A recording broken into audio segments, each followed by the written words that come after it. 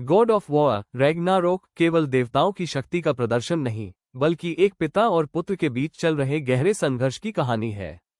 यह महागाथा शक्ति, नियति और रिश्तों की परीक्षा लेती है। क्रेटोस, जो कभी विनाश का प्रतीक था, अब अपने अतीत से भागना नहीं, बल्कि उसे बदलना चाहता है।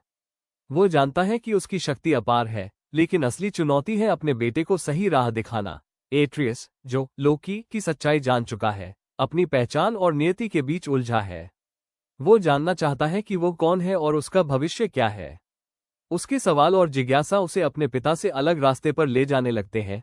देवताओं की शक्ति अपने चरम पर है।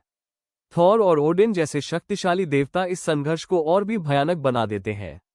हर युद्ध केवल शारीरिक नहीं, बल्कि विचारों और भावनाओं का टकराव भी है। पिता पुत्र का यह संघर्ष कभी टकराव बनता है, तो कभी एक अटूट बंधन।